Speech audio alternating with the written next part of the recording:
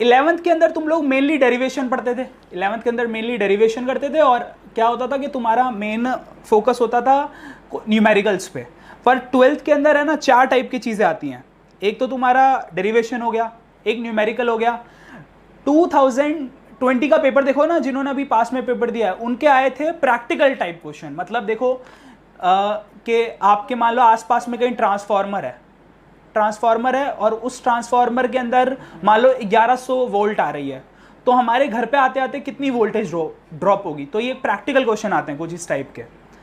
तो एक ये प्रैक्टिकल क्वेश्चन आने लगे, और एक इन्होंने सीबीएसई ने स्टार्ट कर दिया कॉन्सेप्ट क्वेश्चन डालना। मतलब कॉन्सेप्ट क्वेश्चन क्या है इसके अंदर, जैसे अभी मैं सेक्शन ए सारा है वो कॉन्सेप्ट क्वेश्चन के ऊपर बेस्ड है। तो सेक्शन ए के अंदर 8 क्वेश्चन है, पहले मैं वो करवाऊंगा।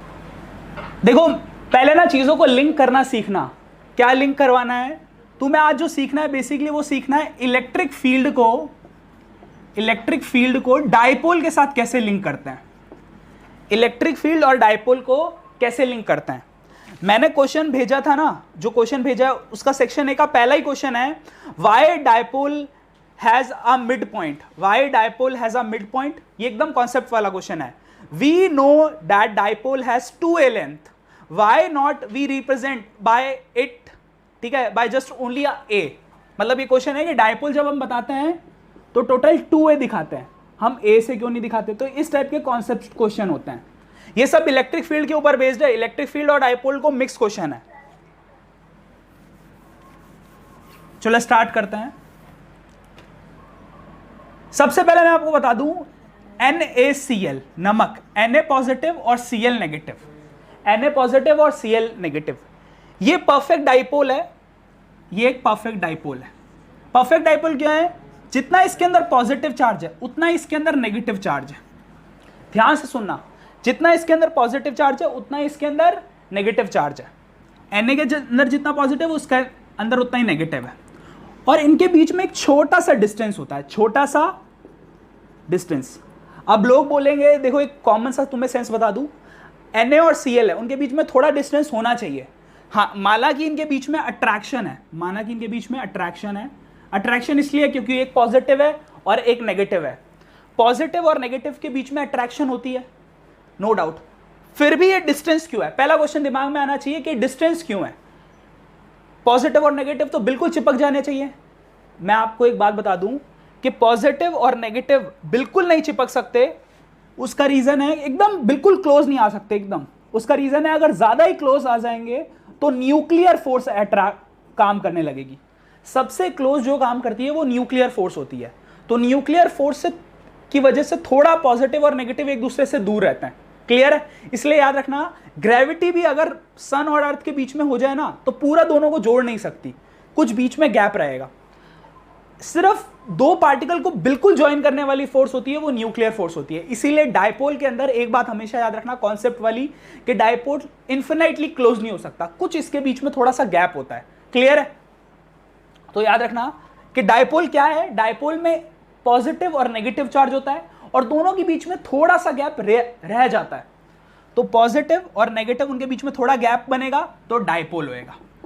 अब इस डायपोल के अंदर मैं आपसे क्वेश्चन पूछता हूं, वो क्वेश्चन ये है, +3 माइक्रोकूलम है और -2 माइक्रोकूलम है। +3 माइक्रोकूलम है, ये -2 माइक्रोकूलम है। माइक्रोकूलम मतलब 10⁻⁻6 कूलम, प्लस कितना, प्लस का कितना है 3 × 10⁻⁻6, 3 × 10⁻⁻6। तो इतना चार्ज है पॉजिटिव का, इतना ही नेगेटिव है। पर इसे डायपोल मोमेंट क्यों नहीं बोल रहे हैं, क्योंकि एक तो पॉजिटिव है और एक नेगेटिव है। ये तो चीज सेटिस्फाई हो रही है, एक पॉजिटिव है एक नेगेटिव है, सेटिस्फाई हो रहा है कि ये डायपोल बन सकता है। पर डायपोल के अंदर क्या होता है, इक्वल एंड अपोजिट होना चाहिए। अगर ये प्लस का 3 है तो यहां -3 होना चाहिए, दोनों बराबर होना चाहिए। जैसे मैंने आपको बताया था ना, Na में जितना पॉजिटिव है उतना ही Cl में नेगेटिव है, इसीलिए परफेक्ट डायपोल का एग्जांपल है। और कोई परफेक्ट डायपोल का एग्जांपल इसलिए नहीं होता, जैसे हाँ एक और बता सकते हो, HCl, ये भी परफेक्ट डायपोल का एग्जांपल है, पर H2O परफेक्ट डायपोल का एग्जांपल नहीं है। ठीक है? तो याद रखना कि परफेक्ट डाइपोल वो होता है जिसके अंदर जितना पॉजिटिव हो उतना ही नेगेटिव हो, जितना पॉजिटिव हो उतना ही नेगेटिव हो, वो परफेक्ट डाइपोल का एग्जांपल होता है। क्लियर है? अब सुनना मेरी बात, आगे मैं जो बताऊंगा।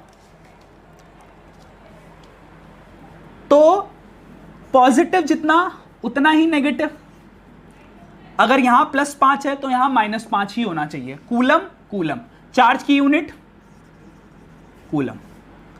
तो इन दोनों के बीच में एक बात मैं आपको बता दूं, पॉजिटिव और नेगेटिव के बीच में एक डिस्टेंस लेते हैं जिसे बोलते हैं 2a। पॉजिटिव और नेगेटिव के बीच में जो डिस्टेंस लेते हैं उसे बोलते हैं 2a। अब इसे 2a क्यों बोलते हैं? एक सिर्फ क्यों नहीं लेते, एक a क्यों नहीं लेते? मान लो कि ये तुम्हारे सामने मार्कर है जिसका ब्लैक वाला पार्ट है पॉजिटिव और व्हाइट वाला जो एंड है ये है नेगेटिव, पॉजिटिव और नेगेटिव। इसके बीच में हमने डायरेक्ट a ले लेते, 2a क्यों लिया? डायरेक्ट ऐसे दोनों को a से ही दिखा देते, ये आधा आधा a दिखाते हैं कि ये a है, ये a है, टोटल 2a। उसका रीजन मैं बता दूं, क्योंकि बीच से ये रोटेशन करता है, बीच से रोटेशन करता है। तो एक्सिस डालने के लिए, इधर एक्सिस डालने के लिए इधर का a लेते हैं और इधर का a लेते हैं, पूरा 2a लेते हैं। बहुत ज्यादा ये क्वेश्चन आता है कि पूरा ही a ले लेते हैं, a और a बीच में ऐसे क्यों लिया इन्होंने, 2a टोटल क्यों लिया? उसका रीजन क्या है? उसका रीजन है कि इसके बीच में एक ओरिजिन लिया जाता है।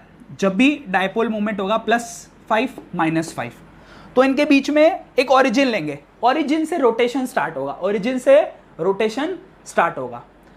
रोटेशन किस कंडीशन पे स्टार्ट होता है वो बता देता हूं। अब देखो, मैंने स्टार्टिंग से मैंने आपको क्या बताया कि डायपोल होता है, डायपोल होता है जब जितना यहां पॉजिटिव है उतना ही यहां नेगेटिव हो, ऐसे पॉजिटिव और नेगेटिव बराबर हो, -3 और +3, ये हो गया।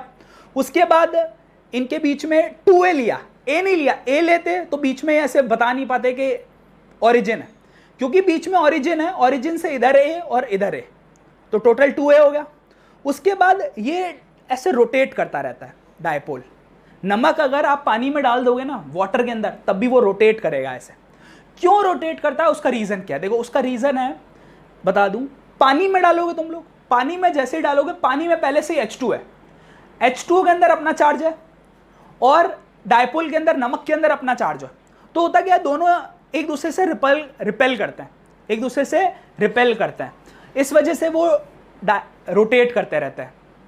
एक एग्जांपल यहां पे मैं बताऊंगा जिसे बोलते हैं dipole in a uniform electric field. ये बहुत ज्यादा क्वेश्चन आता है, dipole in a uniform electric field. मैंने इसके अंदर बोला भी है, डेरिवेशन के अंदर मैंने यहां येलो मार्क किया है, derive an expression for torque acting on dipole in a uniform electric field. Uniform electric field समझो क्या? मान लो यहां डायपोल पड़ा हुआ है, ठीक है। मिनरल वाटर सबने सुना होगा कि मिनरल वाटर क्या होता है। मिनरल वाटर के अंदर आयंस होते हैं या नहीं होते? पहले ये बताओ मुझे, अगर तुम लोगों को पता हो कि मिनरल वाटर क्या होता है तो उसके अंदर पता होगा कि आयंस होता है, मैग्नीशियम, कैल्शियम, सोडियम हो सकता है, पोटेशियम हो सकता है। तो ये आयन क्या होते हैं? ये खुद के अलग चार्ज है। वो चार्ज उस डायपोल पे क्या करते हैं? डायपोल को या तो अट्रैक्ट करते हैं या रिपेल करते हैं, जिस वजह से ये नमक का मॉलिक्यूल पानी के अंदर ऐसे घूमता रहता है, रोटेट करता रहता है। और ये बहुत ही ज्यादा माइक्रोस्कोपिक लेवल पे जूम करोगे ना, तभी तुम्हें पता लगेगा। याद रखना ये वाली बात। इसलिए डायपोल बहुत इंपॉर्टेंट है। क्या प्रैक्टिकली डायपोल एग्जिस्ट करता है? हाँ, करता है। जब भी आपकी मम्मी या आपके घर पे कोई भी पानी के अंदर सर्फ डालते हैं ना, डिटर्जेंट, तो उस केस में डायपोल बनता है। आप इंक भी डालते हो ना, तो एक क्वेश्चन आता है एग्जाम में कि इंक अपने आप है ना फैलने क्यों लगती है? कोई चीज है, फोर्स होगी, वही फैलाती होगी इंक को। आप इंक की एक बूंद डालते हो, इंक फैलती क्यों है? इंक इसलिए फैलती है, उसका रीजन है कि आप इंक डालते हो, लोगों ने एक चीज बना दी है डिफ्यूजन।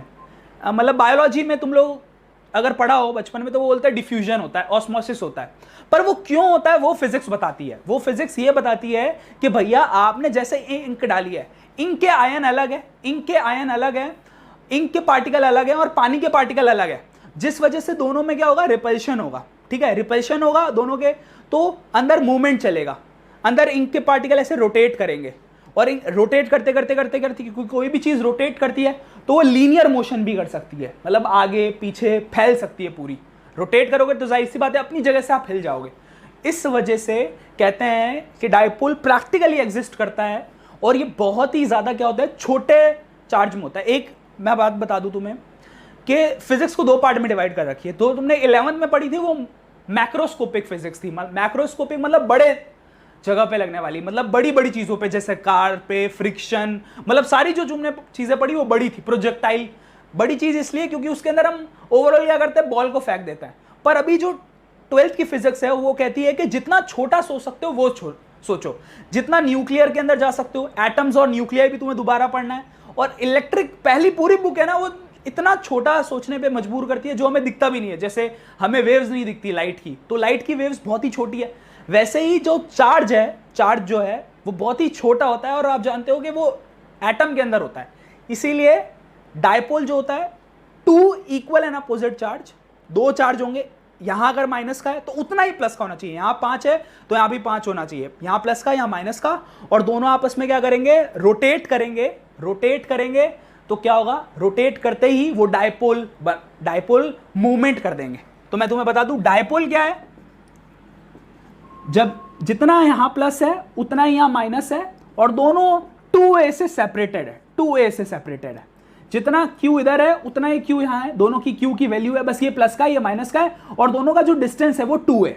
ये डायपोल हो गया। डायपोल मूवमेंट क्या है, डायपोल मूवमेंट क्या है, डायपोल मूवमेंट है वो होता है p से डिनोट करते हैं। जैसे मोमेंटम होता है ना, p से डिनोट करते हैं। मोमेंटम भी वेक्टर क्वांटिटी है, डायपोल मूवमेंट भी वेक्टर क्वांटिटी है, जिसका मतलब होता है q इंटू 2a।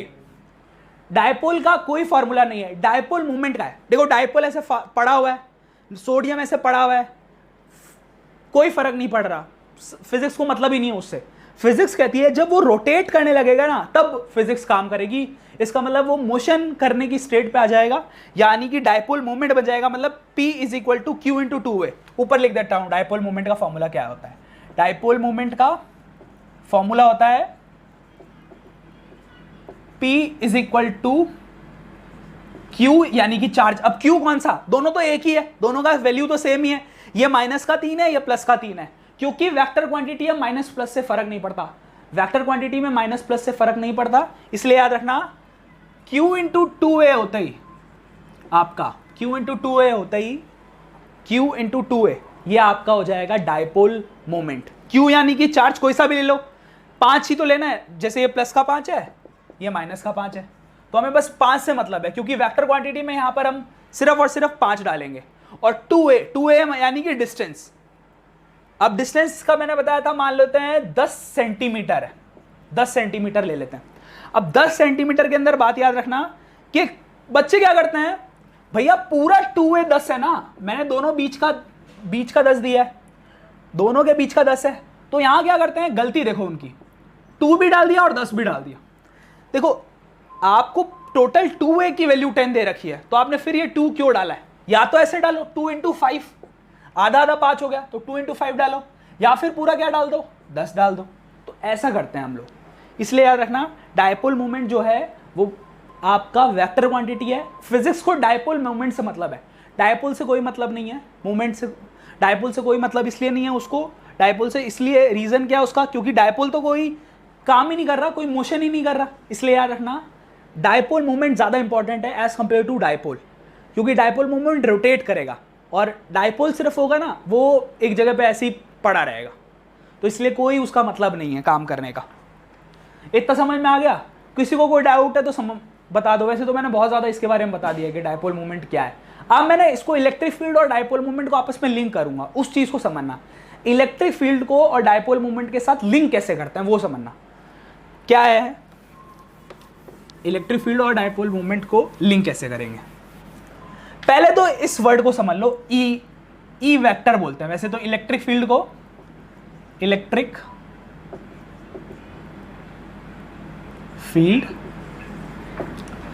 फील्ड को है ना, ध्यान से समझना, ज्यादातर तो इसको इलेक्ट्रिक फील्ड ही बोलते हैं, पर है ना अगर आप टेक्निकल लैंग्वेज में बोलो तो इसे इलेक्ट्रिक फील्ड इंटेंसिटी बोलते हैं। इलेक्ट्रिक फील्ड इंटेंसिटी, दोनों में फर्क समझना कि इलेक्ट्रिक फील्ड कब बोलते हैं और इलेक्ट्रिक फील्ड इंटेंसिटी वर्ड कब यूज करते हैं।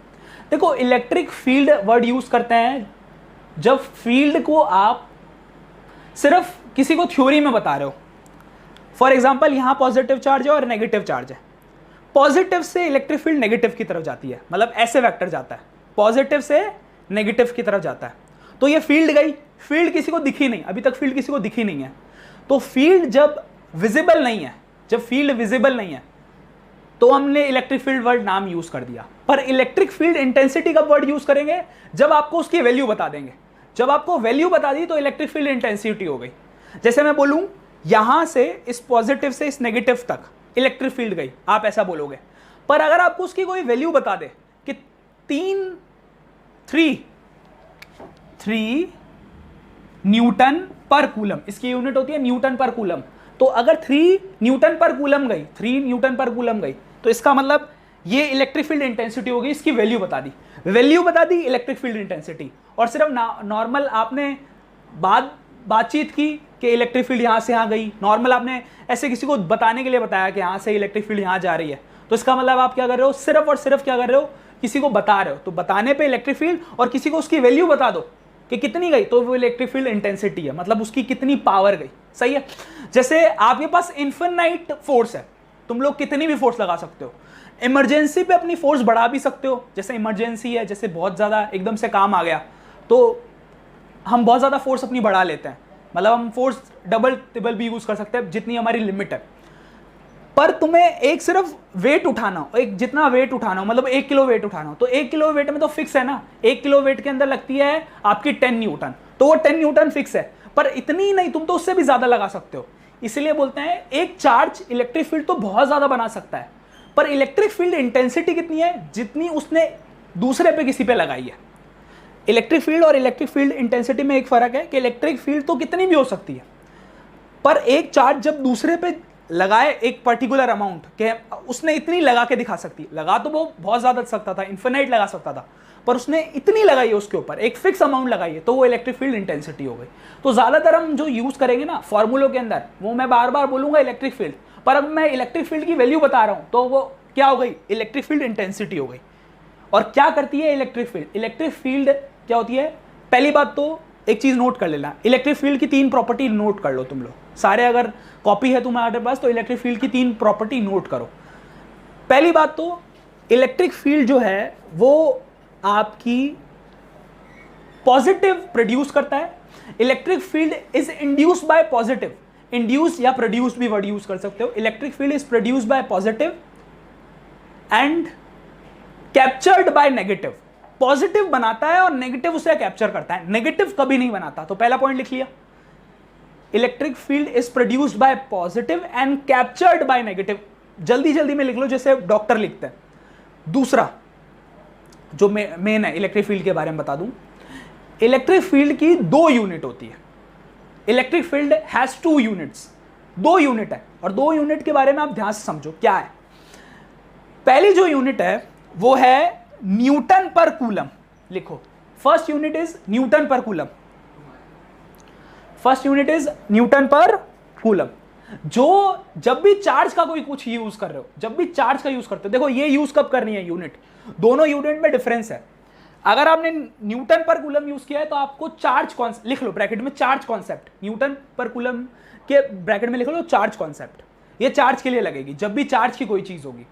और एक होती है इसकी यूनिट, वो होती है वोल्ट पर मीटर, वोल्ट पर मीटर, सेकेंड यूनिट वोल्ट पर मीटर, वोल्ट पर मीटर। और ये तब लगेगी जब बैटरी रिलेटेड या कैपेसिटर रिलेटेड कोई भी काम करेंगे, बैटरी रिलेटेड या कैपेसिटर रिलेटेड। चार्ज रिलेटेड आप समथिंग कर रहे हो तो चार्ज रिलेटेड कर रहे हो तो न्यूटन पर कूलम, चार्ज रिलेटेड कर रहे हो तो न्यूटन पर कूलम। और अगर आप किसके रिलेटेड कर रहे हो, कोई भी बैटरी से रिलेटेड काम कर रहे हो, कैपेसिटर से रिलेटेड कर रहे हो, कैपेसिटर अगर नहीं पता तो बता दूंगा मैं, पर बैटरी से रिलेटेड कोई भी काम कर रहे हो तो वोल्ट पर मीटर आपके लिए सही है। 2 इसकी सेकंड पॉइंट हो गया। थर्ड पॉइंट लिख लो इलेक्ट्रिक फील्ड के बारे में, electric field is non contact field, non contact field which defines the Coulomb's law, which defines the Coulomb's law। अब इलेक्ट्रिक फील्ड देखो, आज मैंने टॉपिक इस इलेक्ट्रिक फील्ड इसलिए यूज किया है क्योंकि देखो कूलम्स जो लॉ पहला है, सबसे पहला मेन टॉपिक जो है वो 12th का कूलम्स लॉ है। पर वो क्या होता है, वो खुद ही एक सबसे बड़ी गलती कर बैठा। उसने बताया कि पॉजिटिव और नेगेटिव एक दूसरे से अट्रैक्ट करते हैं। कूलम्स लॉ की सबसे बड़ी लिमिटेशन, हर साइंटिस्ट कुछ ना कुछ गलती करी है उसने, पर कूलम्स की जो सबसे बड़ी गलती थी, उसने ये बोला कि positive and negative attract each other, पर हाउ ये नहीं बताया, कैसे, कौन सी चीज उन्हें अट्रैक्ट कर रही है ये मैं नहीं बता। तो उसने ये चीज बताई, मतलब इलेक्ट्रिक फील्ड के कॉन्सेप्ट बताया मैक्सवेल ने। तो मैक्सवेल ने ये बात बताई कि जो इलेक्ट्रिक फील्ड होती है ना, उसकी वजह से अट्रैक्शन होता है। कूलम्स ने तो बोला सिर्फ अट्रैक्शन होता है, मैक्सवेल ने बोला कि उसमें से इलेक्ट्रिक फील्ड निकलती है जो दिखती नहीं है किसी को, विजिबल नहीं है वो, तो इसीलिए नॉन कॉन्टैक्ट है। नॉन कॉन्टैक्ट मतलब कोई टच नहीं है उन दोनों के बीच में, इलेक्ट्रिक फील्ड किसी को टच नहीं करती। तो इलेक्ट्रिक फील्ड ही होती है जो दो चार्जेस को अट्रैक्ट करवाती है, रिपेल करवाती है। तो याद रखना, इलेक्ट्रिक फील्ड जो है नॉन कॉन्टैक्ट फील्ड होती है, और ब्रैकेट में लिख लो कि विजिबल नहीं होती है, इनविजिबल। आज तक कोई भी इसके विजिबल जो नेचर होता है उसे देख नहीं पाया। मैग्नेटिक फील्ड के विजिबल नेचर को देखा गया है, पर इलेक्ट्रिक फील्ड की विजिबल नेचर को देखा नहीं गया है। मतलब उसको महसूस भी करने के लिए क्या होता है कि बहुत ज़्यादा सेंसर्स की ज़रूरत पड़ती है। जापान और एक और कंट्री है रशिया, यही दोनों ने अभी तक उसको महसूस किया है।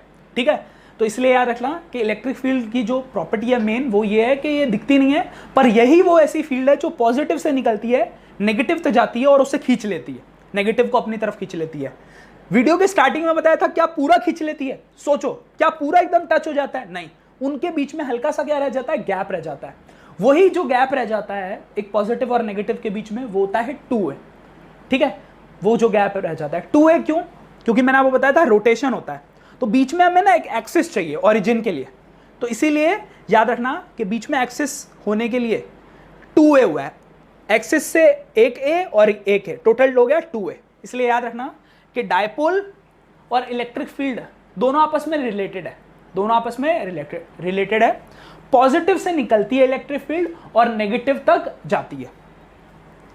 अब थोड़ा ध्यान से ना फॉर्मूला समझना, सारे फॉर्मूले विद यूनिट करवा रहा हूं, तो कॉपी खोल लो अपनी। हाँ, थर्ड प्रॉपर्टी है कि electric field is non contact field. Electric field is a non contact field which is invisible in nature, which is invisible in nature. ये है थर्ड आपकी प्रॉपर्टी। सही है। एक अब फॉर्मूला चार्ट बनाना, ठीक है, ये बहुत जरूरत पड़ेगी जो अभी हम क्वेश्चन करेंगे उसके अंदर। पहला फॉर्मूला मैं बता दूं तुम लोग को, पहला फॉर्मूला याद रखना, वो है कूलम फोर्स का। कूलम फोर्स का है, इलेक्ट्रिक फील्ड से पहले कूलम फोर्स का फॉर्मूला याद रखो, k Q1 Q2 upon r square. एकदम सिंपल रखो फॉर्मूला।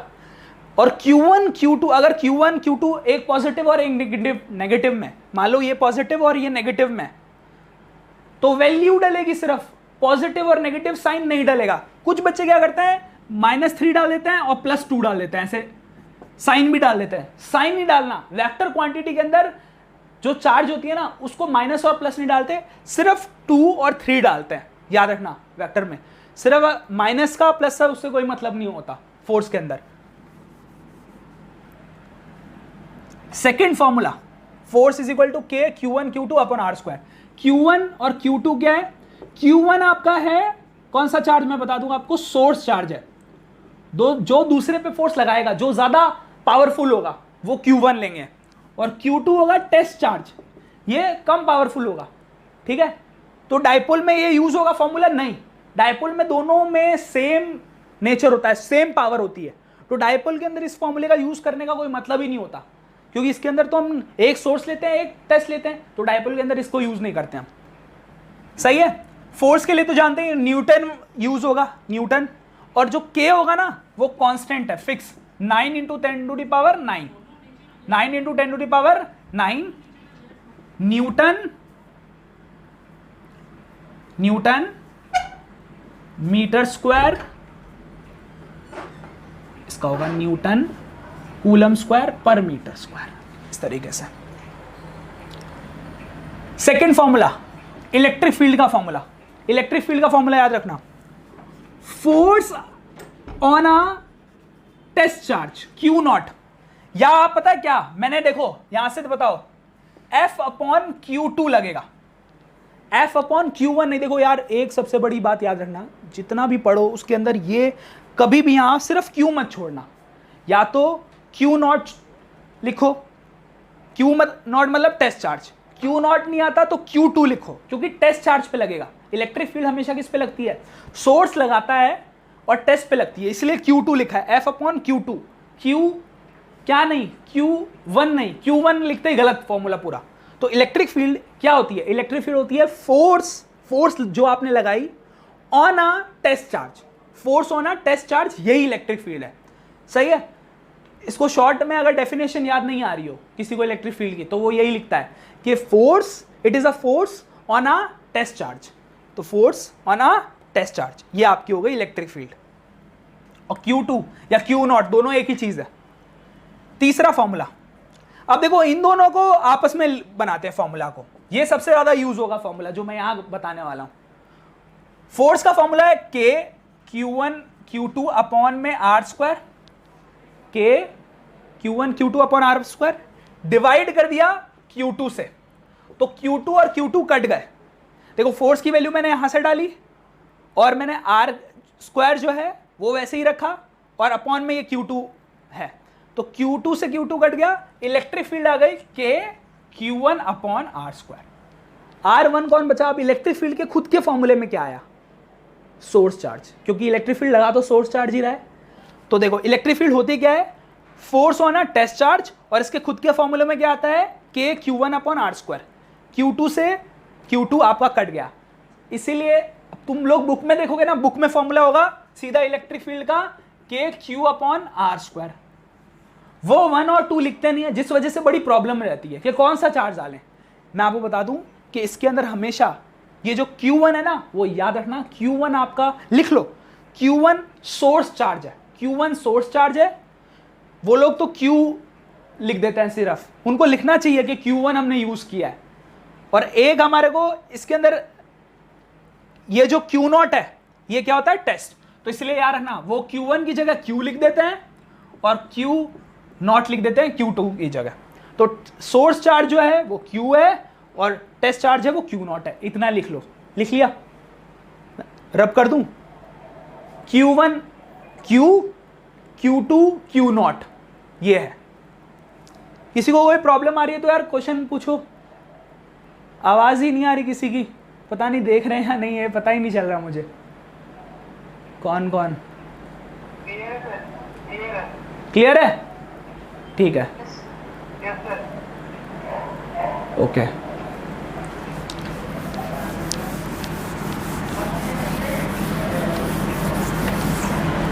अब थोड़ा ध्यान से समझना, चौथा फॉर्मूला जो बहुत ही यूज होता है वो मैंने बताया था, क्या डायपोल के अंदर नॉर्मल कूलम फोर्स का यूज करेंगे फॉर्मूला, नहीं, डायपोल का खुद का फॉर्मूला है, डायपोल मोमेंट का, P, ये भी वेक्टर क्वांटिटी है, तो इसके अंदर Q प्लस माइनस में नहीं डालेंगे, जो वेक्टर क्वांटिटी होती है भैया उसमें Q प्लस माइनस में नहीं डालते। तो P आपका है dipole moment, dipole moment, dipole खुद के डायपोल की वर्ड की कोई औकात ही नहीं है, डायपोल मोमेंट की सारी औकात है। क्यों डायपोल मोमेंट, क्योंकि वो रोटेट करके दिखाता है। अगर फिजिक्स में पहाड़ सीधा कुछ बैठा हुआ है ना, फिजिक्स उसको कुछ समझता ही नहीं, वो रोटेट करके दिखाएगा तभी वो पहाड़ किसी काम का है। फैन एवं ही टाइम पास कर रहा है, आप चालू नहीं कर रहे हो तो वो कई काम का नहीं है, इलेक्ट्रिसिटी का मतलब ही नहीं है फिर तो डायपोल मोमेंट का होता है P is equal to Q into two है, P is equal to Q into two है। और Q क्या है, इसमें सोर्स और टेस्ट का कॉन्सेप्ट ही नहीं है। क्यों नहीं है सोर्स और टेस्ट का, क्योंकि इसके अंदर दोनों चार्जेस, एक प्लस का 2 है तो दूसरा माइनस का 2 है, कूलम, और बीच में एक छोटा सा इनका क्या है, डिस्टेंस, जिसे हम बोलते हैं 2a इन दोनों के बीच का प्रॉपर डिस्टेंस है। तो डिस्टेंस 2a और जो चार्ज है वो कूलम में, एक प्लस का एक माइनस का है, पर हम यहां हमेशा 2 डालेंगे, ना प्लस का डालेंगे ना माइनस का डालेंगे, क्योंकि ये वेक्टर क्वांटिटी है, तो सिर्फ यहां वैल्यू डलेगी, वैल्यू। हो गया, यूनिट कोई बताएगा, 2 मिनट अपना वो ऑन करके, स्पीकर ऑन करके कोई यूनिट बताए, क्या यूनिट होगी, इसकी कूलम है और इसकी मीटर है, तो क्या होगी, कूलम पर मीटर नहीं, कूलम मीटर होगी। कैसे? देखो कूलम और इसकी मीटर, यूनिट हो गई कूलम और मीटर। कूलम पर मीटर होता है वो कुछ और हो जाता है, यही दिक्कत होती है। कूलम मीटर याद रखना, कूलम मीटर। एक इसका वो भी बता दूं मैं तुम्हें, डायमेंशन लिख लो यार, डायमेंशन इसका लगे हाथ लिख ही लो। कूलम का होता है ए और टी, एम्पियर और टी होता है, ए टी होता है कूलम का। कूलम का ए टी होता है और मीटर का एल होता है, तो इसका होता है एटीएल। एटीएल कंफ्यूजन हो जाती है क्यों, हमने लोगों ने तो एमएलटी सुना है, पर यहां पर क्या है एटीएल। और एटीएल किसकी यूनिट है? वहां 12th में आखिरी में यही नहीं याद आता कि एटीएल क्या है। एटीएल क्या है? डायपोल मूवमेंट है। एटी हो गई चार्ज की और लेंथ हो गई, लेंथ की हो गई एल, मतलब ए जो है यहां पर लेंथ को दिखा रहा है, इन दोनों के बीच की लेंथ, तो एटीएल हो गई। लिख लिया? चलो ठीक है।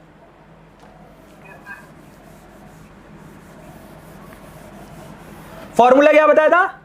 P is equal to Q into 2A, और डायमेंशन मैंने बताया ATL, डायमेंशन हो गया। क्लियर है? अब मैं ना 3 कॉन्सेप्ट बताऊंगा डायपोल और इलेक्ट्रिक फील्ड के अंदर। जो 3 कॉन्सेप्ट आते हैं, 3 न्यूमेरिकल आते हैं, 3 टाइप के, वो बता रहा हूं मैं आपको। सही है?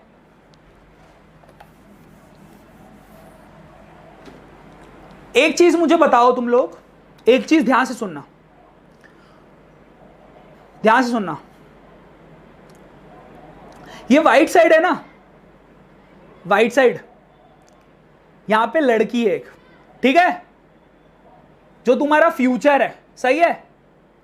और यहां जो पीछे ब्लैक साइड है, वहां एक और लड़की है, वो तुम्हारा पास्ट है, और बीच में लड़का है। ठीक है? जो पास्ट वाली है, जो काले पे, वो तुम्हें पीछे से लात मार रही है, और यहां पर जो है वो तुम्हें अपनी तरफ खींच रही है। सही है? एक तुम्हें लात मार रही है, एक तुम्हें खींच रही है। अब बताओ फोर्स, यहां पर फोर्स कितनी होगी? 0, 0, F, 4F, 2F। बहुत सिंपल क्वेश्चन है, बताओ। यहां से एक लात मार रही है और यहां से एक खींच रही है, और तुम बिल्कुल मिड पॉइंट पे हो, बिल्कुल मिड पॉइंट पे। क्या होगा? 0 होगी या F होगी, 4F होगी या 2F होगी? निहारिका यहीं से इशारा कर रही है, कोई बता दो। 2F। समझ गए ना? बस इसी चीज को याद रखना। डायपोल के बीच में कोई चार्ज हो, यहां नेगेटिव, यहां पॉजिटिव, और बीच में एक ओरिजिन होता है डायपोल का, यहां से ए लेते हैं, यहां से बी लेते हैं। तो डायपोल के बीचों बीच मिड पॉइंट पे कोई चार्ज होता है ना, पता क्या होता है? ये कंफ्यूज करते हैं, सेकंड चैप्टर और पहले चैप्टर को लेके दोनों यूनिट बना रखी है, तो कंफ्यूज करते हैं। बीच में चार्ज हो, उस पे पोटेंशियल 0 होता है, ये बात की बात है, ये सेकंड चैप्टर वाली बात है। पोटेंशियल, तो बच्चे इलेक्ट्रिक फील्ड भी 0 लिख देते हैं, पर उन्हें यह नहीं पता यहां इलेक्ट्रिक फील्ड 2E होती है। उसका रीजन क्या है? उसका रीजन है, अगर यहां कोई पॉजिटिव चार्ज है बीचों बीच, तो ये पीछे से ये जो पॉजिटिव है ये रिपेल करेगा E से, ये अपना E इस पे लगाएगा, इलेक्ट्रिक फील्ड का रिपल्शन, और ये इसे खींचेगा, तो E और E दोनों मिला के हो गए 2E। Electric field vector quantity है, उससे भी बता सकते हैं कि पॉजिटिव का एक वेक्टर लगा, पॉजिटिव पे भाग यहां से रिपल्शन, और दूसरा यहां हुआ अट्रैक्शन, तो E और E 2E होती है। लिखो कि पहला पार्ट डाल के लिखो, पहले तो ये लिख लो ऊपर, ठीक है? 3 types of concept, 3 types of concept due to dipole, 3 types of concept due to dipole. लिख लिया? 3 types of concept due to dipole. तीनों कॉन्सेप्ट के अंदर लाइन बाय लाइन समझना। पहला कॉन्सेप्ट है मिड पॉइंट का, हेडिंग डालो मिड पॉइंट। तो मिड पॉइंट के अंदर फॉर्मूला होता है, देखो मिड पॉइंट के लिए फॉर्मूला होता है E net is equal to 2E, E net is equal to 2E, E net is equal to 2E। और एक E की वैल्यू क्या थी? एक E की वैल्यू थी, एक E की वैल्यू थी K Q upon R square. के क्यू अपॉन आर स्क्वायर। तो फॉर्मूला क्या बना, ई नेट, ई मिड पॉइंट वाला, ई मिड पॉइंट का फॉर्मूला होता है 2 ये वाला फैक्टर, और एक के लिए था के क्यू अपॉन आर स्क्वायर, तो ये हो गया 2 k q upon r square, नीचे आर स्क्वायर है, ये याद रखना, 2 k q upon r square, mid point पे, डायपोल के मिड पॉइंट पे लिख लिया। ठीक है, अब मैं यार बीच बीच में इंटरेक्शन करते रहो, लाइव क्लासेस का मतलब यही है, नहीं तो मैं YouTube पे ही अपलोड करके डाल देता, पर इसमें क्या होता है कि थोड़ा मैं देख पा रहा हूं तुम लोगों को और तुम्हारी आवाज आएगी तो सही, अच्छा लगता है यार। तो ई मिड पॉइंट का आ गया हमारे पास। अब आते हैं मिड पॉइंट से बाहर चले जाते हैं, अब मिड पॉइंट के अंदर नहीं रहेंगे, हम चले जाएंगे अब डायपोल से बाहर। दो केस होता है डायपोल के बाहर के भी, इसीलिए अब सेकंड केस डालो, पहला केस मिड पॉइंट हो गया, सेकंड केस डालो electric field due to axial point, axial point AXIAL, axial point, electric field due to axial point.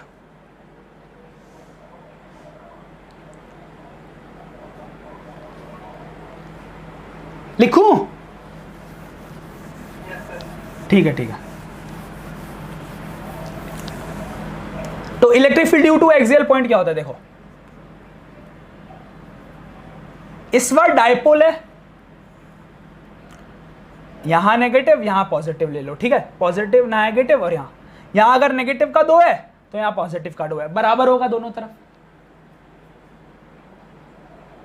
सही है ना, और बीच में कोई डिस्टेंस है 2a।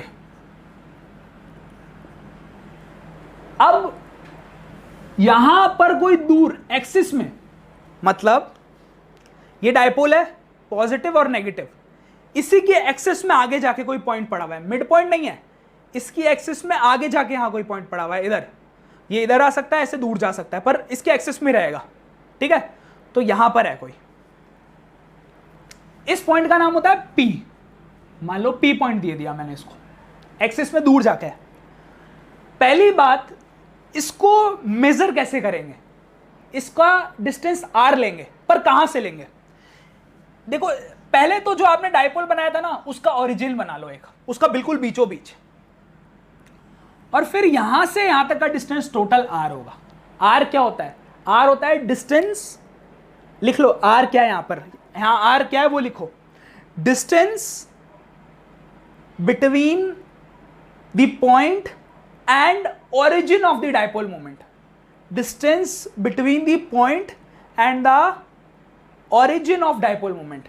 डायपोल मोमेंट होता है ना, उसके एंड से डिस्टेंस कभी नहीं लेते, इस एंड से कभी डिस्टेंस नहीं लेते, डायपोल मोमेंट के इस एंड से कभी डिस्टेंस नहीं लेते, यहां से भी नहीं लेते, कहां से लेते हैं, बीचों बीच से।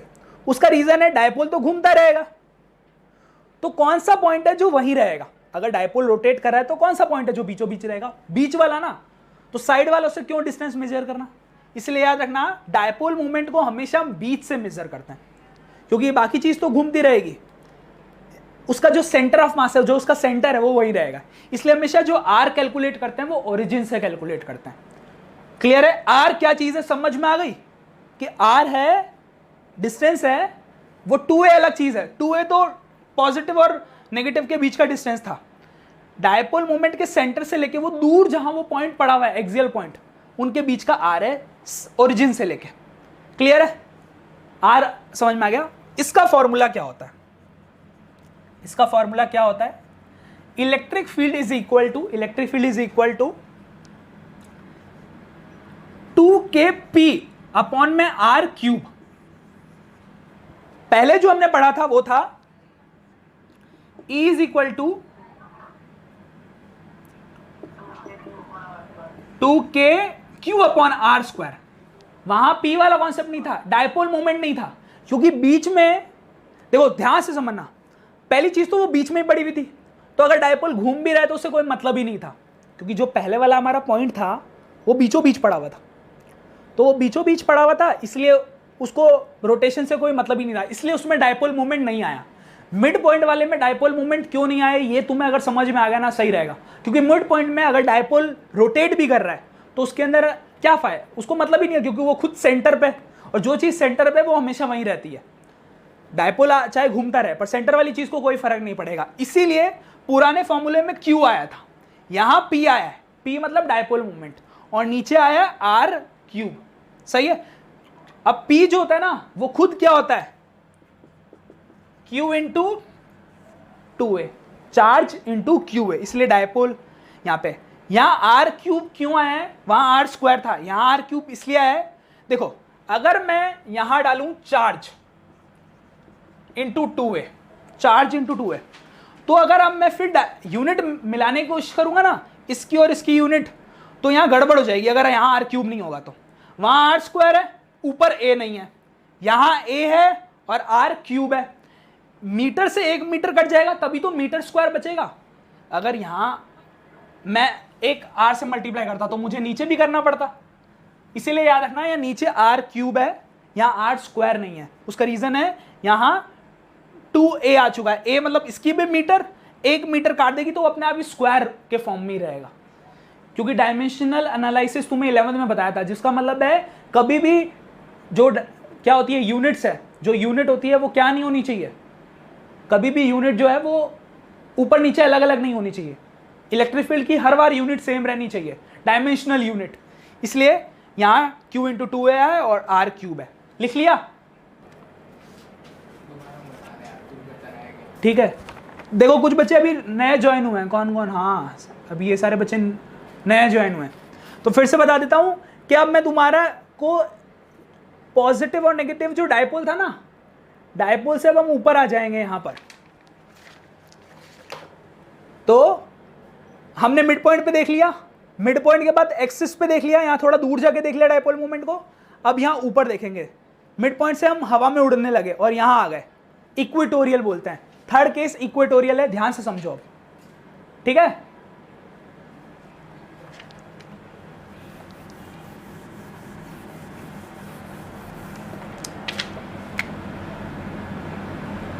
तो ये डायपोल था, पॉजिटिव और नेगेटिव।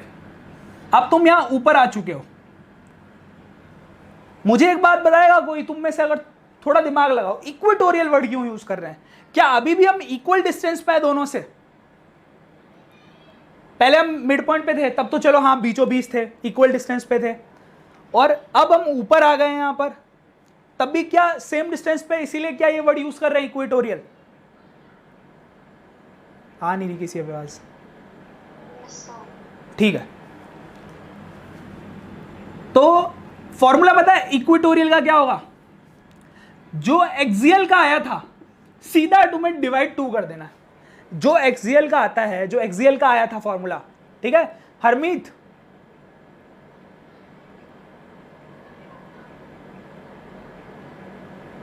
इसको लगता है वो कुछ गड़बड़ है इसके साथ।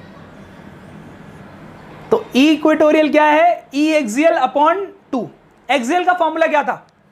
एक्सियल का फॉर्मूला था 2kp अपॉन में आर क्यूब, उसका आधा कर दो, क्या बनेगा?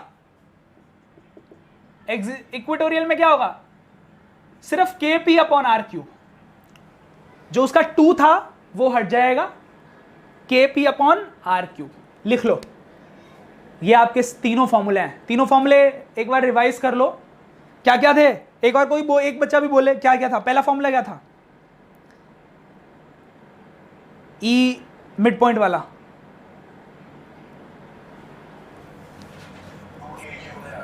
हाँ 2kq अपॉन आर स्क्वायर। फिर एक्सियल वाला क्या था? 2kp upon r cube, 2kp upon r cube. और इक्वेटोरियल क्या है? kp अपॉन आर क्यूब, ठीक है। देखो जिन बच्चों को अभी क्या होता है, तुम दूसरी वो खोल नहीं सकते, अभी तुम्हारा ये चल रहा है तो इसका मतलब व्हाट्सएप वगैरह खुल नहीं सकता साइड में, इसीलिए मैं तुम्हें बता देता हूं कि लिख लो कि मैं कौन सा क्वेश्चन करवा रहा हूं। मैं क्वेश्चन करवा रहा हूं जो मैंने असाइनमेंट भेजा है। क्या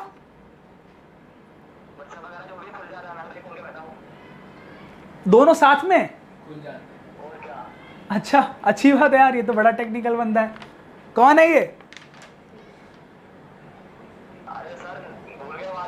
अरे यार क्रिश, वाह यार चल ठीक है, तो दोनों साथ में तू देख रहा है, मतलब है दोनों मजे ले रहा है ये। चल ठीक है, देखो मैं, आप लोग ये लिख लो, जो सर ने असाइनमेंट भेजा है उसका सर 5th क्वेश्चन करवा रहे हैं, सेक्शन सी का, सेक्शन सी का 5th क्वेश्चन, सेक्शन सी का 5th क्वेश्चन। ये बहुत ज्यादा आता है ये सेक्शन सी का 5th क्वेश्चन। और ये एनसीईआरटी का भी है, मैंने पेज नंबर और सब लिख दिया उसके अंदर, पेज नंबर 29 एनसीईआरटी और एग्जाम्पल 1.10, एनसीईआरटी का पेज नंबर 29 और एग्जाम्पल 1.10। इस क्वेश्चन को देखना और बिल्कुल एनसीईआरटी वाला तरीका मत फॉलो करना। मैं एक चीज बता दूं, एनसीईआरटी 2005 के बाद बदली ही नहीं गई है। एनसीईआरटी में देखोगे ना 2005 के बाद रीप्रिंट हो रही है। इस साल नई एनसीईआरटी आनी थी पर लॉकडाउन की वजह से एनसीईआरटी नहीं आई, शायद नवंबर में प्रिंट होके आएगी। बहुत सारे टॉपिक है जो हटाए हैं और बहुत सारे टॉपिक ऐसे हैं जो डाले हैं, इसलिए जो इनका तरीका है ना वो बहुत आउटडेटेड है। उस टाइम ये शॉर्टकट जो भी मेथड था आप यूज नहीं करते थे, उस टाइम मार्किंग भी अलग लेवल पे होती थी, वो तुम जानते हो, सीसी पैटर्न उससे भी पहले का पैटर्न था। तो इसलिए ना ध्यान से समझना कि बिना एनसीईआरटी उस सॉल्यूशन को करे हुए बहुत 2 पेज का सॉल्यूशन है, उसे नहीं करना। मैं करवा रहा हूं एग्जाम्पल 1.10, तो थोड़ा ध्यान से समझना 1.10 एग्जाम्पल कैसे करना है। इस क्वेश्चन के अंदर एक डायग्राम दे रखा है, ऐसे लंबा सा, ये वाला डायग्राम। इस डायग्राम के अंदर बोला है कि एक तरफ -10 माइक्रोकूलम है और एक तरफ +10 माइक्रोकूलम है, सही है, और बीच में एक ओरिजिन है। तो हमारे को गिवन मिल गया Q। कौन सा Q मिला है हमें? ये जो डायपोल मोमेंट का 10-10 सेम ही है तो 10 ही लेना है।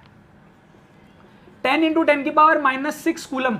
कोई बताएगा तुम में से जो यहां पर मैंने प्लस या माइनस क्यों नहीं लिया? एक प्लस का एक माइनस का है, सिर्फ 10 × 10⁻⁻ क्यों -6 लिखा है? हाँ, वेक्टर क्वांटिटीज और ये जो हम लेते हैं ना पूरे पहले चैप्टर में मोमेंटम वगैरह कुछ भी निकालते हैं तो उसके अंदर कभी भी हम साइन नहीं लेते। गिवन, चलो ठीक है। कोई ये बताएगा, इसके अंदर बोला हुआ है एक चीज, इसके अंदर बोली है कि आपको दोनों के बीच में डिस्टेंस जो है वो 5 mm का है। कितना कम है? बहुत कम है ये तो, 5 mm। तो जो 5 mm दिया है दोनों के बीच में, देखो क्वेश्चन में मैं पढ़ के बताता हूं। 2 charges 10 microcoulomb are placed 5 mm apart, 5 mm apart. तो ये टोटल A दे रखा है या 2A दे रखा है पूरा का पूरा? इशारा करके बचा रहे हैं बच्चे, 2A दे रखा है पूरा का पूरा। हाँ, गिवन में 2A दे रखा है 5 mm, तो A जो होगा ना वो होगा 2.5 mm। हम mm में तो कभी लेते ही नहीं, तो 2A को 5 × 10⁻⁻, क्या ले लेते हैं? 3 मीटर। मिलीमीटर की जगह 10⁻³ लिख दो, ये लिख लिया हमने। और हमें दिया है R। अब कोई भैया ये बताया कि R क्या है? एक चीज वर्ड लिखा हुआ है यहां पे, 15 centimetre from its origin, determine the electric field at point A, at point मतलब A पार्ट है, at point P on the axis of the dipole 15 centimetre away. तो ये जो आपको R दे रखा है वो दे रखा है 15 सेंटीमीटर। R दे रखा है 15 सेंटीमीटर, इसे लिख लेंगे 15 × 10⁻⁻², 15 × 10⁻⁻², या फिर तुम्हें ये अच्छा नहीं लग रहा तो 0.15 मीटर लिख लो। रेडियस भी पता लग गया। A, Q और R पता लगते ही फिर डायरेक्ट फॉर्मूला लगाओ, डायरेक्ट फॉर्मूला लगाओ। क्या डायरेक्ट फॉर्मूला लगाना है? मिड पॉइंट के लिए क्या लगाओगे फॉर्मूला? अरे बता दो भाई लोग, बस E मिड पॉइंट के लिए लगेगा 2kq/r²। मिड पॉइंट के लिए ये तुम्हें खुद करना है, होमवर्क लिख लो, क्योंकि इस ये वाला जो एनसीईआरटी है उसमें मिड पॉइंट पूछा नहीं है, पर मैंने अलग से बोला है कि मिड पॉइंट निकालो, इसलिए इन्होंने सिर्फ P और Q पूछा है, मतलब एक्सियल वाला और इक्वेटोरियल वाला। तो ये अपना खुद से करना मिड पॉइंट वाले के लिए, पहला पार्ट। दूसरा पार्ट जो इन्होंने पूछा है हमसे, इन्होंने पूछा है हमें पॉइंट P पे निकालना है और हमें अलग से उसका डायग्राम बना के, ये बड़े से डायग्राम में इलेक्ट्रिक फील्ड की यूनिट लोग पूछ रहे हैं क्या आएगी, तो ठीक है, इलेक्ट्रिक फील्ड की यूनिट जो आएगी वो आएगी आपकी कौन सी, न्यूटन पर कूलम, क्योंकि हम इसमें चार्ज से खेल रहे हैं तो न्यूटन पर कूलम, और अगर हम बैटरी से खेलेंगे तो वोल्ट पर मीटर, तो इसकी यूनिट आएगी न्यूटन पर कूलम। अब आते हैं ई एक्सियल पे निकालते हैं, कोई कोई तो बच्चों ने अभी तक कर भी लिया होगा, 2kp/r³। कोई बताया भैया k की वैल्यू क्या होती है, 9 × 10⁹ k की वैल्यू फिक्स है 9 × 10⁹ p की वैल्यू क्या डालोगे, q × 2a, p की value dipole moment, q × 2a, q क्या है, q बता दो भाई लोग, q है 10 × 10⁻⁻6 और 2a कितना है 5 × 10⁻⁻6, 2a पूरा ये रहा, तो -3, सॉरी सही बोला नहीं यार, -3 अपॉन में r³ r है 0.15 और क्यूब कर दिया हमने, सही है। सब कुछ करने के बाद, ये सब करने के बाद तुम्हारे जो आंसर्स आएंगे वो मैं बता देता हूं। 9 का 9 यहां रह गया, 2 × 5 ये भी एक 10 हो गया, एक 10⁻⁻9 हो गया, देखो 2 × 5 यहां पर जो 2 × 5 है उसका 10 बना दिया मैंने, 10⁻9 अलग से ले लिया, फिर एक 10 और है, एक 10 -6 हो गया, एक -3 हो गया, अपॉन में 0.15 का क्यूब, 0.15 का क्यूब क्या आएगा आपका, ये आएगा 3.375 × 10⁻⁻3। ठीक है, पूरे को अच्छे से सॉल्व करोगे, पूरे को अच्छे से सॉल्व करोगे, इस पूरे को अच्छे से सॉल्व करेंगे, आपका आंसर आएगा 2.6 और इंटू 2.6 × 10⁻1, ये कट गई, और इंटू 10⁻5, 2.6 × 6 आ जाएगी, 2.6 × 10⁻6 न्यूटन पर कूलम। क्लियर है, ये आपका आ गया एक्सियल पे। इक्वेटोरियल पे पता है, ये भी तुम खुद से कर सकते हो। इक्वेटोरियल पे क्या करना है, एक्सियल का आधा कर देना, एक्सियल का आधा करोगे तो 1.3 हो जाएगा, ये सही है। यही दोनों आंसर है, यही दोनों आंसर है, तो आप लोग कर लेना इसको, ठीक है, कर लोगे। यार कोई इनको बताओ, इन बाकी बच्चों को, कि कैसे आवाज खोल के बोलते हैं, एक यहाँ पे सिग्नल आता है बोलने का,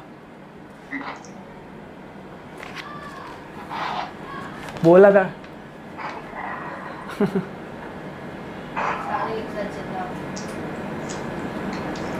ये कोई खा रहा है, ये देखो।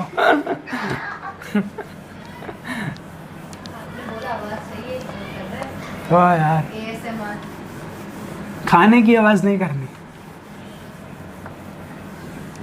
हाँ चलो, आई होप ये वाला क्वेश्चन आया समझ में, ठीक है। अब मेरा क्वेश्चन है तुम लोगों से, कॉन्सेप्ट वाले उठाते हैं यार। अब कॉन्सेप्ट वाला पहला क्वेश्चन है, why dipole has a mid point, why dipole has a mid point. उसका कोई आंसर किसी के पास हो कि डायपोल के पास मिड पॉइंट क्यों होता है? इसका बहुत ही सिंपल आंसर है, dipole itself has no fix point, dipole itself has a no fix point. Dipole है, उसका फिक्स पॉइंट नहीं है, क्योंकि डायपोल तो घूमता रहेगा। डायपोल के अंदर इसीलिए हम उसका मिड पॉइंट डिसाइड करते हैं, ताकि वो उसकी सेंटर ऑफ मास वाला टाइप का पॉइंट होगा, वो खुद कभी हिलेगा नहीं। डायपोल अपनी जगह पे अगर रोटेट करेगा तो वो तो वहीं रहेगा ना, उसका मिड पॉइंट, बाकी चलो वो रोटेट करता रहेगा। इसलिए याद रखना, डायपोल का मिड पॉइंट क्यों होता है, उसका रीजन है, उसका रीजन क्या है बताओ? Dipole itself has no fixed point, its origin define a fixed midpoint। मतलब आपको बता दूं, उसका जो ओरिजिन है वही उसका एक फिक्स मिड पॉइंट बताता है, ठीक है। तो इट्स सिर्फ इतना लिख दो, because its origin define it's significant position because its origin defined significant position, mid point इसलिए उसका होता है डायपोल का। क्वेश्चन है फिर आपका इसी के अंदर, उसका लेंथ हमने 2a क्यों लिया? हम डायपोल का पूरा लेंथ, डायपोल का जो पूरा लेंथ होता है पॉजिटिव से नेगेटिव, उसे a से ही डिफाइन कर देते, हमने 2a क्यों लिया? उसका भी यही सेम रीजन है, ठीक है। We calculate its a distance from its origin, we calculate its distance a from its origin. That's why we took 2a. हम लोगों ने इसलिए 2a लिया, एक a नहीं लिया। पूरा इन दोनों के बीच का a ले सकते थे, पर इन्होंने बोला यहां से a अलग लो, यहां से a अलग लो, मिड पॉइंट से कैलकुलेट करो। आ रहा है समझ में? पता ही नहीं चल रहा। ठीक है यार, वो नहीं होता स्कूल में, ये आगे आगे वाले बच्चे कहते हैं, इसमें तो आगे नहीं यार, सब एक ही जैसे देख रहे हो। वो फोन की जैसे यहाँ से इन क्वालिटी जो जा रही है, डिपेंड करता है कि तुम्हारा कैमरा कैसा है, उस हिसाब से तुम्हारी दिखेगा या सेम ही दिखेगा। अच्छा, नेट पे डिपेंड कर रहा है। ये देखो अब बोला, यश को एक टेक्निकल क्वेश्चन पूछोगे तब बोलेगा, ठीक है। और हरमीत, इनको लगता है उमंग, ये सब इसको लगता है कि वो अच्छा आ गई इसकी भी। हाँ ऐसे ही इंटरेक्शन तो करो यार। हाँ निहारिका कह रही है कोई गाना जानता है क्या?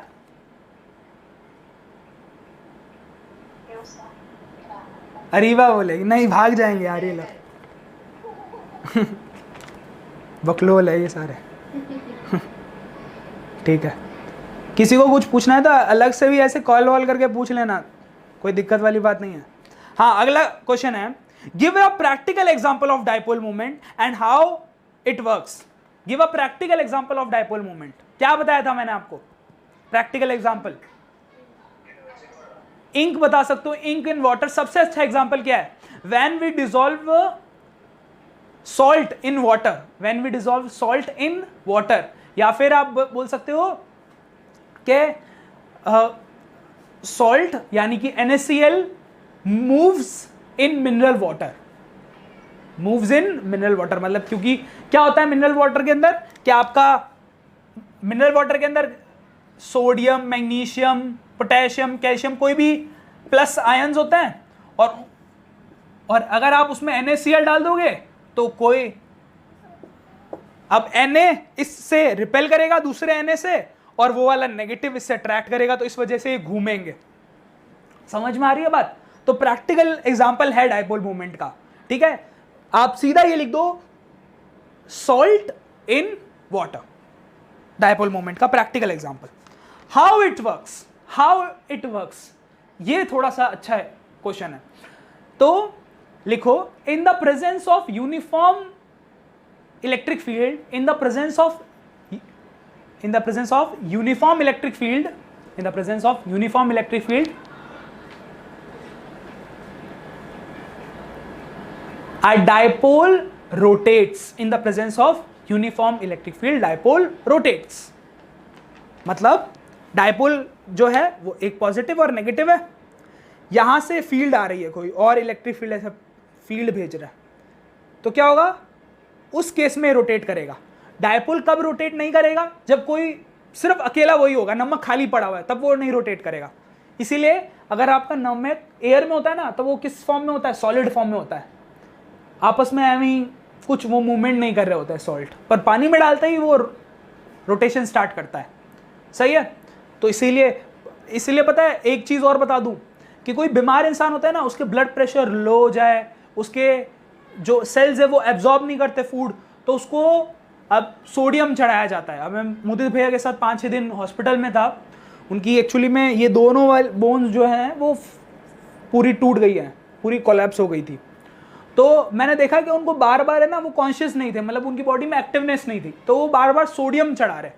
अब मैं तो हर जगह फिजिक्स लगाने की कोशिश कर रहा, तो मैं सोचता रहा पहले तो कि नमक क्यों चढ़ा रहे हैं इनको, पूरी पूरी बॉटल जैसे ग्लूकोज की चढ़ाते हैं।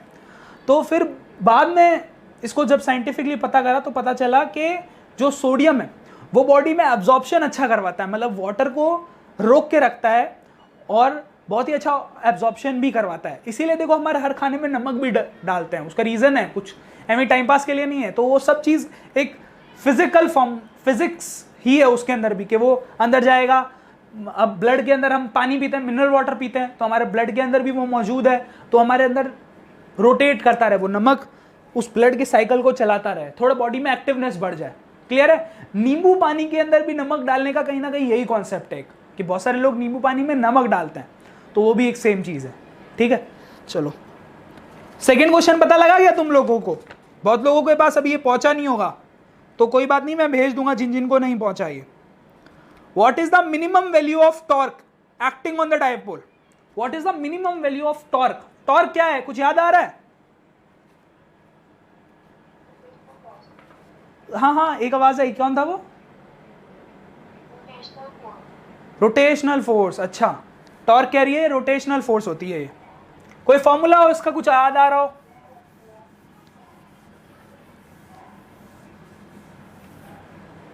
बता दो। फोर्स इनटू डिस्टेंस, कुछ याद आ रहा है? टॉर्क का formula, basic formula, force into distance. बता दूं मैं आप लोगों को, फोर्स इनटू डिस्टेंस। टॉर्क को वैसा ही रहने दो, फोर्स को लिख सकते हैं। देखो फोर्स को कैसे, मैंने एक फॉर्मूला बताया था, E is equal to F upon q nought. E is equal to F upon q nought. किसको याद आ रहा है? यहां से फोर्स की वैल्यू पता क्या आएगी? ई क्यू, ई और क्यू, फोर्स की वैल्यू यहां से आ गई। और डिस्टेंस जो होता है ना डायपोल के अंदर होता है 2a। डिस्टेंस याद आ रहा है? 2a जो होता है डायपोल दोनों के बीच में। तो दोनों लिख लिया आप लोगों ने, फोर्स है क्यू, ई क्यू, और डिस्टेंस है 2a। क्या बनेगा? टॉर्क इज इक्वल टू, पहले मैं बता दूं ये दोनों वेक्टर है, टॉर्क भी वेक्टर होता है। तो फोर्स है E q cross product 2a। Torque आ गया आपका ई कितना है बताओ? ई रहेगा, और Q इंटू 2a कितना हो जाएगा? अभी बताया था P। तो याद रखना कि आपका पूरा फॉर्मूला रहेगा E Q into 2a, E Q into 2a, और ये क्रॉस प्रोडक्ट है, ये क्रॉस प्रोडक्ट है, दोनों के ऊपर वेक्टर लगा देता हूं, टॉर्क भी वेक्टर। तो वेक्टर जो होता है, टॉर्क का एक्चुअल फॉर्मूला होता है EP साइन थीटा। बहुत सारी बुक्स में या फिर फिजिक्स में ही देखोगे ना, तो ये पूरी डेरिवेशन है, एक नोट कर लेना ये कैसे आया, EP साइन थीटा। अब ये भी वही सेम चीज है, यहां इलेक्ट्रिक फील्ड आ रही है, यूनिफॉर्म इलेक्ट्रिक फील्ड, और डायपोल आपका ऐसे रोटेट कर रहा है, तो इसमें टॉर्क बनता है। टॉर्क मतलब रोटेशनल फोर्स, और रोटेशनल फोर्स ये होती है EP साइन थीटा। तो मैक्सिमम टॉर्क जो होता है ना, जो इन्होंने थर्ड कॉन्सेप्ट में पूछा है, मैक्सिमम टॉर्क वो होता है EP, सिर्फ EP, क्योंकि साइन 90 डिग्री मैक्सिमम वैल्यू होती है 1, इसलिए EP जो होता है सिर्फ E और P, इलेक्ट्रिक फील्ड और मोमेंटम, EP, कोई क्रॉस प्रोडक्ट नहीं, कुछ नहीं, सिर्फ EP, electric field into normal multiply dipole moment EP, तो वो आपका होता है मैक्सिमम टॉर्क। ये थर्ड आपका है, डन, सही है। चलो आज क्लास यहीं तक रखते हैं। अब बता दो यार तुम लोग एक एक 1 बाय 1, कल अगर 5 से 6 किसी को कोई प्रॉब्लम तो नहीं है क्लास रखूं तो मैं? कोई है जो बता दो, एकदम कैजुअली क्लास लो यार। ये एक जाते जाते वो होता है ना गुरुजी का ज्ञान, वो ले लो तुम लोग। क्या है गुरुजी का ज्ञान? देखो पहली बात तो सबसे बड़ी बात ये है कि सब सुन रहे हो ना मुझे, कुछ लोग वो स्कूल वाला तो हिसाब नहीं है कि करके चले गए अपना पाव भाजी खाने चले गए, घर पे बनी होगी किसी के।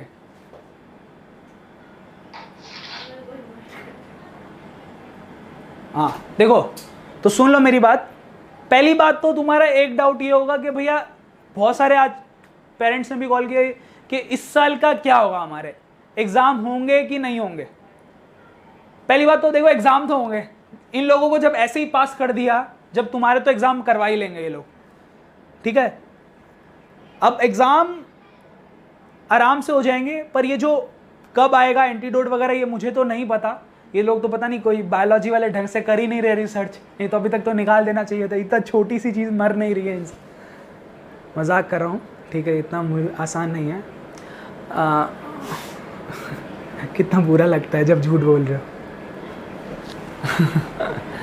हाँ, तो मैं ये बोला था, सीधी सी बात है, ये सोचो कि बोर्ड में हमारे को जितने भी मार्क्स आए, एंट्रेंस निकालना है।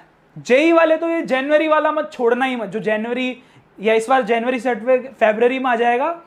क्योंकि देखो सीन, देखो किस्मत वाले लोग होते हैं, उनको देखो तुम लोग।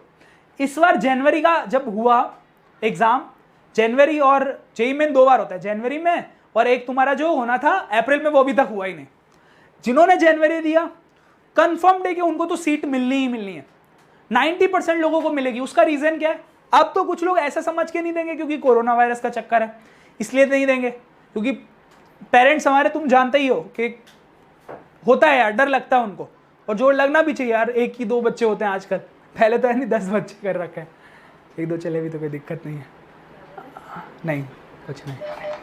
तो याद रखना कि पेपर वेपर आपके आराम से होंगे। एक चीज़ है वो बहुत इंपॉर्टेंट है, वो है कि एंट्रेंस है ना, वो अपना पक्का दे के मामला सेट करना। एंट्रेंस दोगे जनवरी वाला तो क्या होगा, आपने एंट्रेंस दे दिया, नंबर ऑफ स्टूडेंट्स कम होंगे क्योंकि बहुत सारे लोगों ने प्रिपरेशन नहीं कर रखी, तो उसका बेनिफिट तुम लोगों को मिल जाएगा। जिन्होंने इस बार जनवरी में दे दिया था, अब वाल दूसरी बार जिन्होंने, बहुत लोगों ने सोचा कि हम बाद में देंगे, पर वो गए। जिसका 85 परसेंटाइल से भी ऊपर आया होगा, 85 परसेंटाइल आराम से आ जाता है। क्वेश्चन बहुत सारे छोड़ के आओ और बहुत कम अटेम्प्ट करके आओ, तब भी आ जाता है। वो परसेंटाइल वाला फंडा बाद में कभी समझाऊंगा। इसीलिए कोशिश करो कि भैया हमें 2 चीज़ करनी है। अपने स्कूल वगैरह पे जो क्वेश्चन, जो पेपर वगैरह होंगे, जो मिड टर्म और प्री बोर्ड्स होंगे, उनको थोड़ा अच्छे से देना, और फाइनल के लिए तो तैयारी कर ही रहे हो तुम लोग। और दूसरी चीज़, एंट्रेंस देना ही देना है, चाहे कोई सा भी दो, चाहे आप लोग UPSE वाला दो, या नीट दो, या फिर जिसको अमेठी में जाने का मन है अमेठी वाला दे, ठीक है, SRM का दे, बिट्स पिलानी का दे, किसी का भी दे, वो उसके ऊपर है, ठीक है। और जो कल होंगे ना, इसके बाकी के कल क्वेश्चन नहीं करेंगे। आज हमने टॉपिक काफ़ी पढ़ लिए हैं, तो इसके जो बचे हुए क्वेश्चन हैं वो कल करेंगे। और अगर आप लोग खुद 2-4 क्वेश्चन ट्राई कर सकते हो तो करना, नहीं तो मैं फिर करवाऊंगा ये सारे क्वेश्चन। और एक चीज़ याद रखना कि कोई प्रॉब्लम हो तो वो भी बता देना कि सर हमें दिखा नहीं, या फिर लाइटनिंग की कुछ प्रॉब्लम है, तो मैं कोशिश करूँगा और थोड़ा बढ़ाने की चीज़ों को। और एक और क्या बोलना था तुमको, हाँ, ऐसे ही पर टॉपिक पे मैं क्वेश्चन भेजूंगा 4 टाइप के, तो उसी हिसाब से अपनी प्रैक्टिस करना। Derivation, concept question, previous year जो क्वेश्चन आ रखे हैं, और NCERT टॉपिक करो, उसके बाद उसके क्वेश्चन, टॉपिक करो, उसके बाद उसके क्वेश्चन, ठीक है। चलो अब बाय बाय बोल दो। कोई है किसी को अगर बोलना आता है बाय बाय तो बोल दो।